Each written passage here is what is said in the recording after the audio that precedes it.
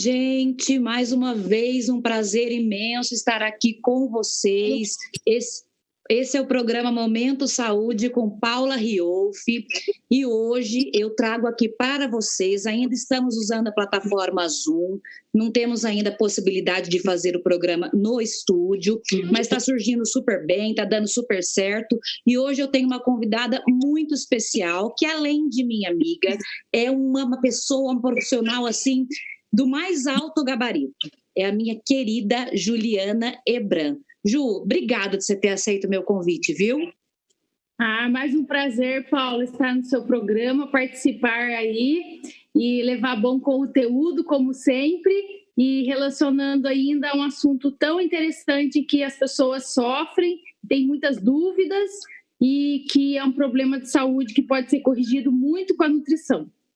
Tá, então o nosso tema de hoje, Ju, vai ser a síndrome do intestino irritável.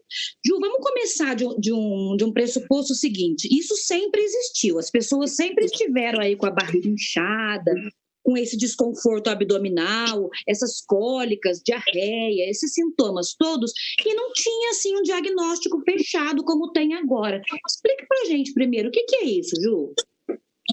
Primeiramente, todos devem saber que a síndrome do intestino irritável é uma doença em que o médico vai fazer esse diagnóstico e trata-se de um distúrbio do trato gastrodigestivo, em que o paciente apresenta alguns sintomas como diarreia ou intestino preso, gases, distensão abdominal, o paciente fala que come, que começa a doer a barriga alguns momentos depois, inchaço, aumento do abdômen. Então, vários sintomas são associados.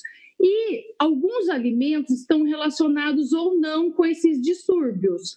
Alguns medicamentos podem fazer melhora nesse quadro. Então, o primeiro passo é o paciente procurar um médico gastro para fazer esse diagnóstico e num trabalho em equipe, médico e nutricionista, a melhorar o quadro clínico do paciente.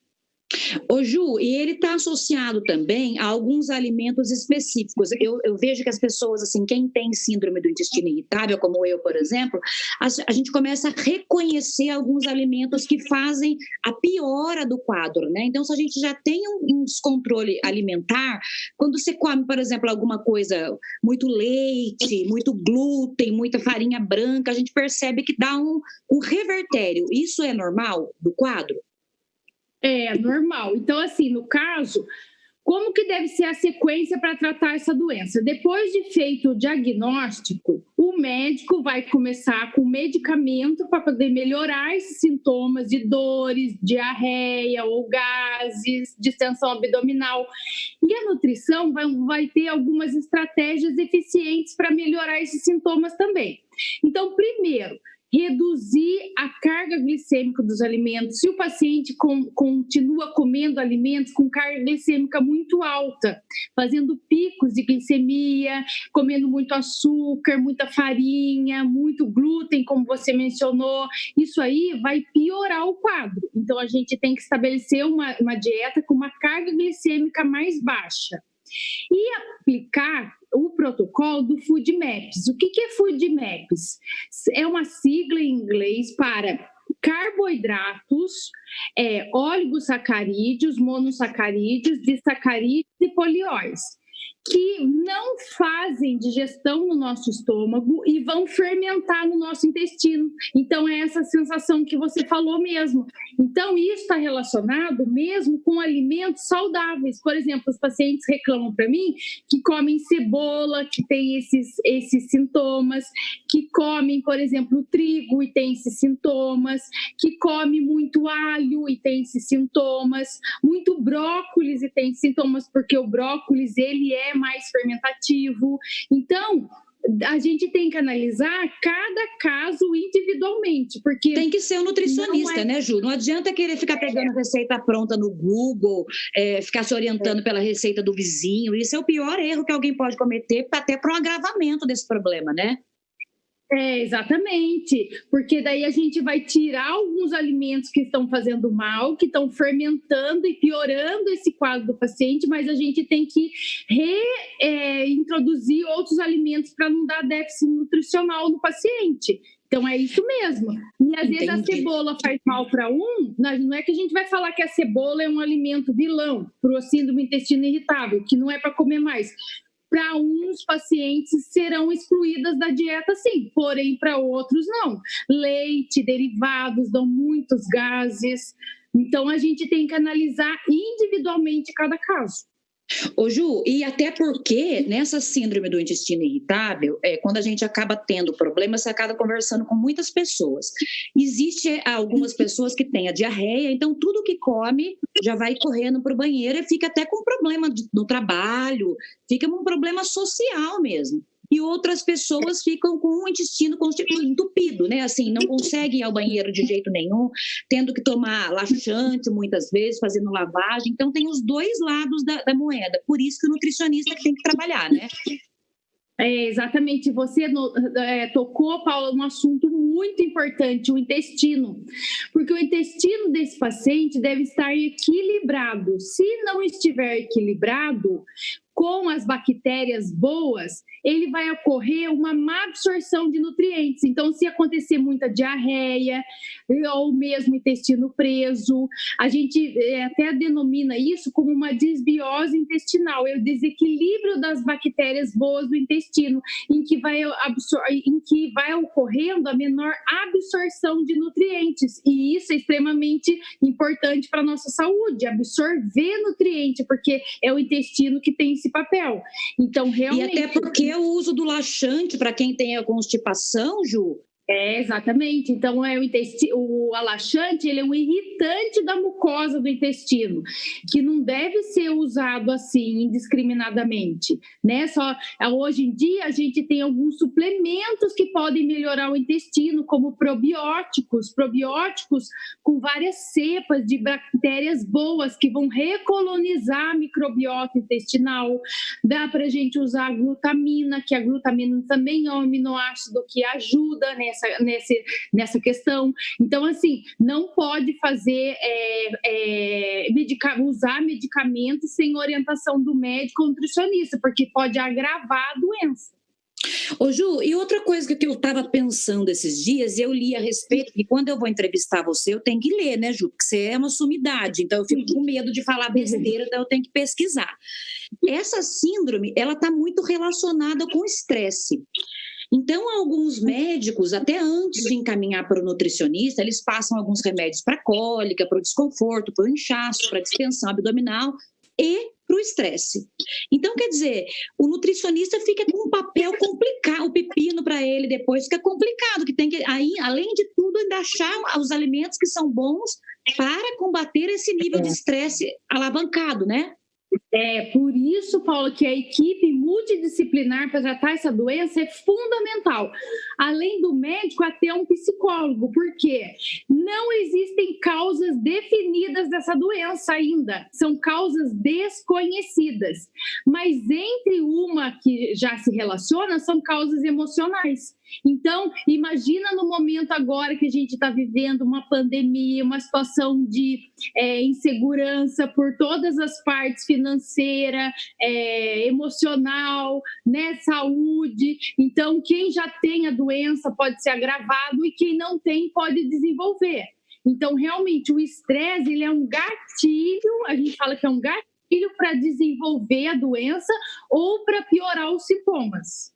Então, o primeiro passo de alguém que já acha que tá com esse problema, né, porque é bem característico, a gente consegue ver o desconforto de cara, é procurar um gastro e a partir daí esse gastro vai fazer esse encaminhamento para o nutricionista. Então, de primeira mão, para avisar as pessoas que não dá para sair se medicando, né, Ju, qualquer que seja o fármaco, não tem cabimento para ficar se medicando. Ô Ju, criança também pode ter isso? Pode, criança também pode ter isso, eu trato bastante, tem bastante caso clínico de criança e que fica mais difícil porque criança não sabe relacionar o que está acontecendo, né? Então, por isso que é importante o médico fazer esse diagnóstico, e a dieta melhora muito, Paula, até na questão, por exemplo, moda hoje em dia comer bastante proteína, né? É frango, é ovo, é carne, né? Dieta proteica, a proteína da saciedade, a proteína dá músculo, mas nesse caso a proteína vai até piorar os sintomas, porque a proteína ela demora mais para fazer a digestão, e aí vai dar mais dores ainda. Vai dar mais sensação de abdômen estufado, mais má digestão. Então, tem tantas estratégias legais que dá para utilizar, né? Eu já falei da dieta, que a dieta tem que ser de baixa carga glicêmica, aplicar o protocolo do FoodMaps. Então, ver quais alimentos que estão fazendo mal, quais alimentos são mais fermentativos, mesmo os saudáveis. A gente tem uma lista desses alimentos que a gente vai equilibrando. Por exemplo, a maçã tem um alto teor de FoodMaps, o damasco tem alto teor de FoodMaps, a cebola tem alto teor de FoodMaps. Então, às vezes o paciente concentra um dia comendo só alimentos também com alto teor de FoodMaps. Então, não que não vai nunca mais poder comer esses alimentos, só que daí a gente faz um equilíbrio desses alimentos. Não juntar todos, porque senão os sintomas vão ser piores. Diminuir o consumo de proteínas animais também, porque é o que eu falei, às vezes as pessoas comem ovo no café da manhã, comem um lanche proteico, depois come frango no almoço, à tarde barra de proteína, iogurte, sanduíche proteico, e à noite come uma proteína, um peixe. Então, proteína o dia inteiro, isso também prejudica. O uso de chás, isso é muito legal, chás depois do almoço, que são extremamente digestivos, melhoram muito esses sintomas. Chá de camomila, erva doce, erva cidreira, hortelã, que é mega digestivo.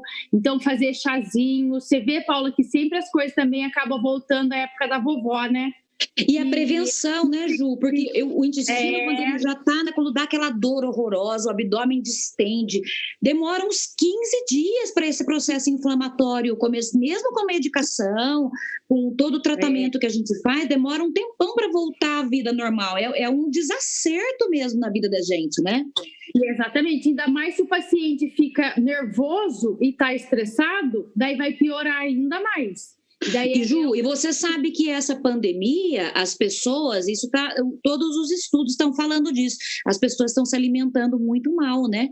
Você vai ter um trabalhão depois que as pessoas voltarem ativas para poder. Exatamente, além de se alimentar mal, estão fazendo uso de bebida alcoólica, que o álcool ele piora esses sintomas inflamatórios. Até tem uma amiga nossa que comentou lá que ela tem anemia perniciosa. Perniciosa, né? Então, o que é anemia perniciosa? É uma anemia, mas ela é carência de uma proteína que é secretada, que é o fator intrínseco dentro do estômago, e junto com a B12, elas caminham pela corrente sanguínea, e aí vão para o intestino para absorver. E quando as pessoas também começam a beber muito álcool, diminui a absorção de todos os nutrientes. Imagina, o intestino já está afetado, já está com estresse, daí está se alimentando mal, está dando alimentos para bactérias ruins, está dando açúcar, está dando farinha, está dando refrigerantes, está dando todos os alimentos errados. E mais o álcool vai acarretar mais problemas ainda. As pessoas elas acabam falando que de vez em quando não faz mal, em pouca quantidade não faz mal. Eu acho, Ju, eu posso estar errada, você, lógico que sabe muito mais que eu, mas tem alguns alimentos que o pouco dele é muito, né? O pouco de álcool, para algumas patologias, ele já é o suficiente para fazer um desacerto, um desarranjo que depois pode comprometer gravemente a saúde da gente, né? Exatamente. Então, tem doenças que não toleram nada, não pode nada, tem que fazer a exclusão mesmo, até ter o controle da doença e depois, eventualmente, tomar uma taça de vinho, uma tulipa lá de cerveja, não vai prejudicar. Mas enquanto a gente não consegue o controle dessa doença, não é o pouquinho, não, final de semana, que vai ter problema sim. Ô Ju, e fala uma coisa para mim, qual seria a alimentação saudável, estigmatizando todo mundo? Quem acha que tem síndrome do intestino irritável não consegue agora passar por uma consulta, só por telemedicina, o médico não consegue examinar, está tendo dificuldade aí financeira para conseguir nutricionista, enfim. O que ele tem que fazer de imediato? O que tem que tirar ou tem que colocar que seja no geralzão? Então, o que a gente pode pensar para essas pessoas que não estão tendo acesso a médico, não pode pagar uma nutricionista, que estão com essas dores? Quais são esses sintomas, então? Tem dores no estômago, tem muita distensão, porque os pacientes levantam com o abdômen normal. Chega à noite, eles relatam que está com a barriga distendida 3 vezes mais, que tem muitos gases, que tem má digestão. O que tem que fazer? Primeiro, pensar numa dieta mais limpa. O que é isso? Não consumir nada de industrializados. Comer só alimento de verdade. Então, pensa, tudo que tem na feira. Eu sei que está difícil na feira, que nem está apropriado em feiras, mas a gente tem um supermercado indo com máscara e todos os cuidados, a gente pode ir ao supermercado comprar os vegetais. Então, uma dieta à base de frutas e vegetais, que é onde vão ter os micronutrientes para a nossa alimentação e onde tem a maior variedade de vitaminas e minerais. A base dessa dieta é isso. Então, consumir legumes, né, com baixa carga glicêmica, abobrinha, cenoura, batata doce é legal, batata normal, folhas verdes é interessante, couve, rúcula, agrião, alface.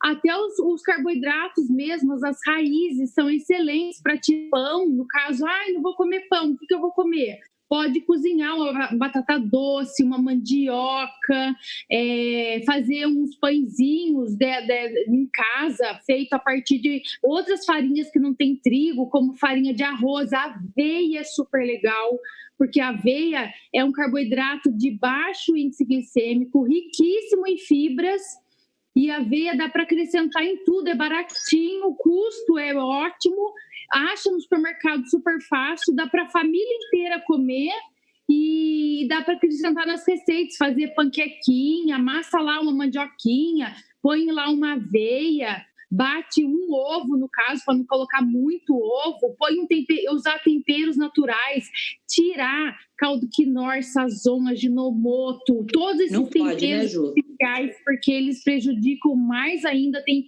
muito sódio que vai fazer mais retenção de líquidos. É cancerígeno, então, né, Ju? Eles são substâncias cancerígenas, né? Exatamente, só que as pessoas usam porque põe um pouquinho e já tempera bastante, né? Então, tem preguiça, às vezes, descascar um alho, uma cebola, fazer pegar um temperinho natural, manjericão, alecrim. E fora que esses temperos, Paulo, além de agregar sabor, ajuda a diminuir o sal e ainda eles têm propriedades que são digestivas, anti-inflamatórias. Né? É verdade. Usar manjericão, alecrim, louro, todos esses temperinhos são excelentes para a nossa saúde, fora que agregam um sabor incrível, né? É verdade. Então, procurar uma alimentação mais limpa. E tem outra coisa que eu fiquei pensando nisso, essa quarentena foi bom para uma reflexão antes da gente finalizar. Essa história da gente, por exemplo, comer o x-tudo gordurento, um monte de chocolate, aquele prazer momentâneo, porque ele dura tão pouquinho, né, Ju? O chocolate dura no máximo 5 minutos, ele tem um custo depois, a prestação que a gente paga por todos esses excessos. A gente está vendo aí agora, né, comprometimento do sistema imunológico, né? Agora está todo mundo desesperado, porque a gente tem que construir o sistema imunológico dia a dia, né? Ju, eu tenho só que agradecer a você e pedir para você fazer as considerações que você quiser. Então, assim, que façam uma alimentação mais limpa, evitem os industrializados, mantenham sempre a variedade alimentar saudável. Tudo isso vai contribuir para a sua saúde. E pensa que tudo que você fizer, que vai dar um trabalho maior, você está colhendo lá no futuro, né? Então, evite de se alimentar mal, de fazer tudo errado, porque a consequência vai chegar. coloque sua saúde em primeiro lugar. Ô Ju, muito obrigada. Você faz muito bem. Olha, quando eu olho para você e vejo você linda desse jeito, eu sei que a alimentação é com certeza muito importante, porque você não envelhece, seu cabelo cada vez está mais lindo e você está mais linda. Então, é alimentação mesmo, não tem jeito. Tem que pôr na prática tudo que a gente aprende, né? Eu que agradeço, Paula, é sempre um prazer participar. Fico à disposição para quando quiser, só me chamar, que eu vou com muito prazer, e que todas as pessoas possam se beneficiar dessas informações tão importantes, e vamos juntos que a gente vai vencer essa epidemia ainda de forma saudável e com o sistema imunológico bem fortalecido. Amém, Ju. Um beijo para você. Te amo, viu? Fica com Deus. Também, viu? Beijão. Beijo. Tchau.